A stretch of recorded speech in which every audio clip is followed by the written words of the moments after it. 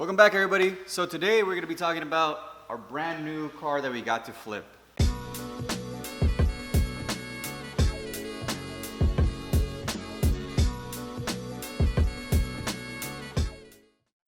Welcome back, everybody. Like I said, I just got this brand new car, and I'm going to give you guys the whole rundown of everything, but this is going to be the next series we're going to be doing. So we're going to be flip-flopping from the Silverado to the 67 Mustang. The reason why we're doing that is because sometimes when it comes to flipping cars, you get stuck. So you'll get stuck on waiting for parts, especially when you're dealing with classic cars.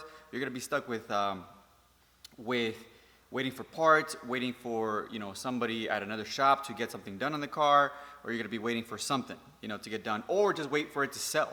So we're gonna be jumping around on the flips, but we're gonna keep everything organized in the video list. So if you go down below, you're gonna see all of the videos pertaining to that one specific car in that series, so you guys get different nuggets of information.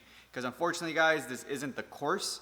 The course that I have, it's gonna be completely detailed. Every single point is gonna be pointed out and explained.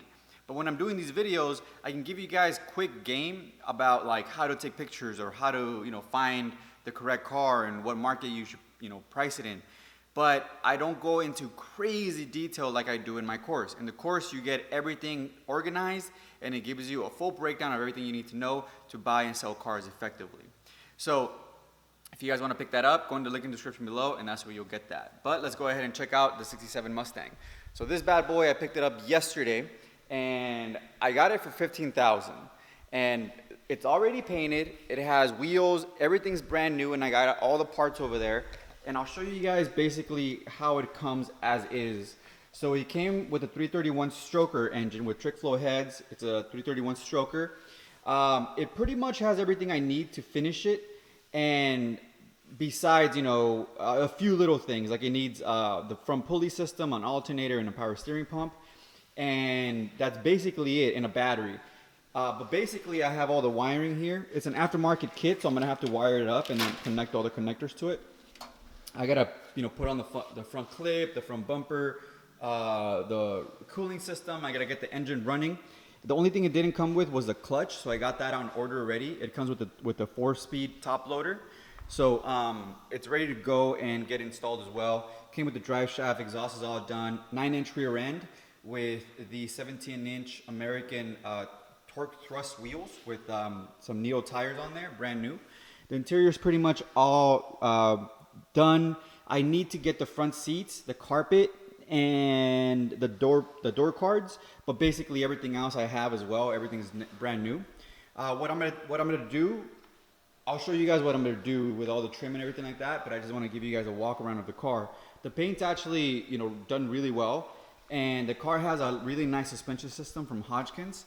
So the car already came with a whole bunch of really nice goodies.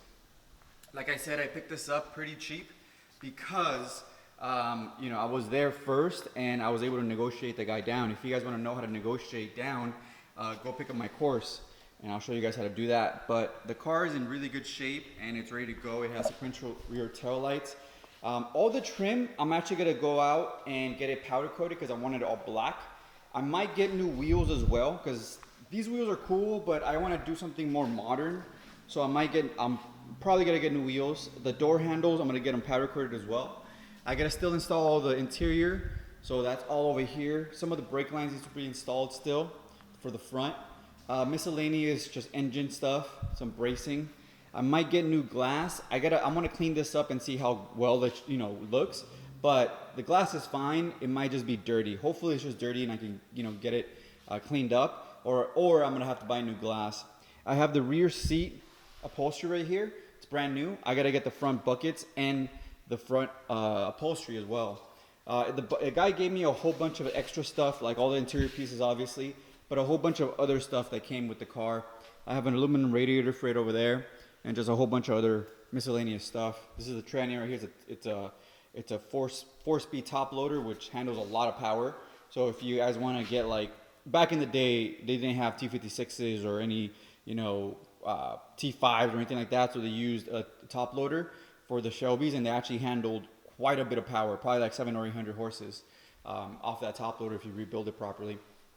Like I said, it has a 9-inch in the car, so it's gonna be able to handle everything, and it has 355 gears in it with 31 splines. So the rear end is really, really nice as well.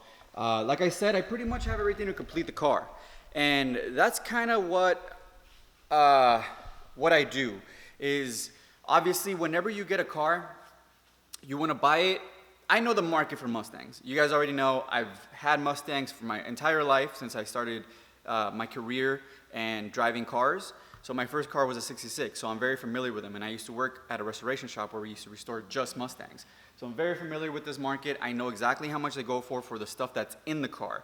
So off the bat, I think I'm gonna price it pretty good. I don't know exactly how much yet, but right now I'm probably looking between 30, now let's just say 27 to 34.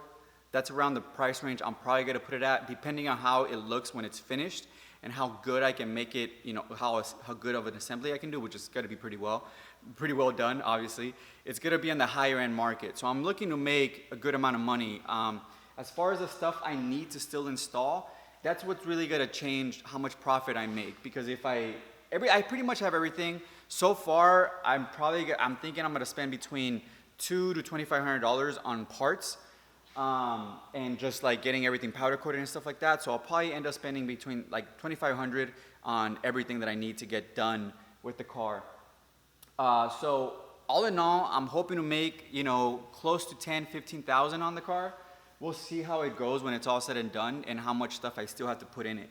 The thing that happens when you have a car that's in pieces like this is, unfortunately, you sometimes don't have everything you need to complete it. And, you know, $100 here, $200 there, $10 here, $30 there for little parts here and there, that stuff adds up. So if you are gonna go this route of buying a car that's in this stage of the build, you have to understand that you might get nickeled and dimed to death when it comes to putting it back together, because there's so many little things that you have to know about.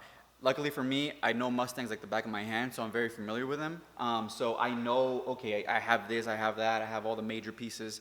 I know that anything else is gonna be pretty small, so I'm probably gonna be looking between $100 and $500 for all the small pieces that I might not have. But obviously I haven't gone through all the stuff over there. But once I do and I start putting stuff together, then I'll know exactly what I'm missing. But for the most part, it looks like I have all the major pieces that are expensive. So I'm pretty stoked.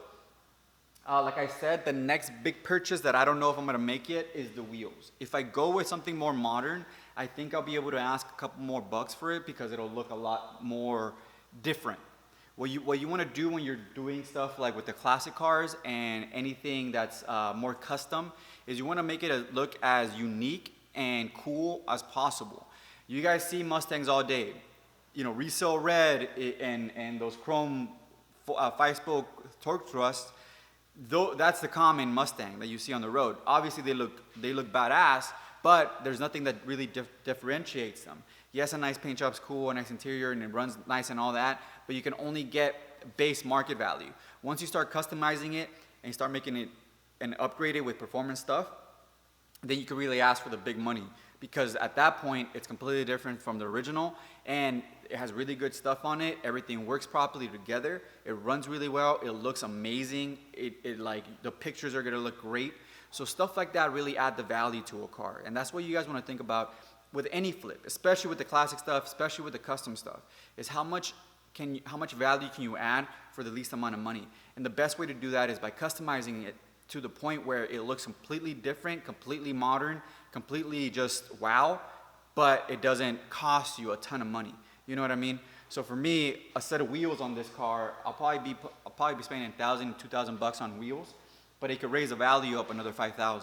You know what I mean? Just because of the wheels make it look so much better, the stance is better, and especially with this engine and transmission and drivetrain package, I think it'll really cement the performance aspect of this car, because this car has really good suspension. The engine's a 331 stroker, plenty of power. You're going to be looking between 400 to 500 horses if it's tuned properly. The tranny and the rear end is all made for go. So it's going to be a carbon canyon carber,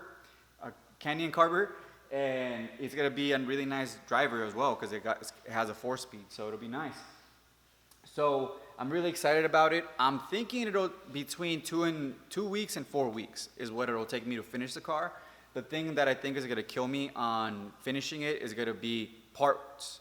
Waiting for parts, the miscellaneous stuff. Luckily for me, I'm in Southern California, so I know a lot of guys down here, and I actually have a Mustang, so I can steal parts over this one. But you never really want to do that, because then you're gonna be missing parts on this one. You're gonna be like, where the hell is that part? And you're like, oh yeah, use it on the 67. So you gotta be careful with that. But for the most part, it's gonna be a really nice one.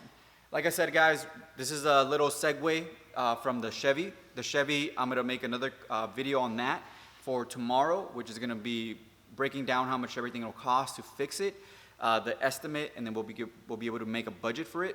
This budget on this car, I'm looking between $3,500 is my budget.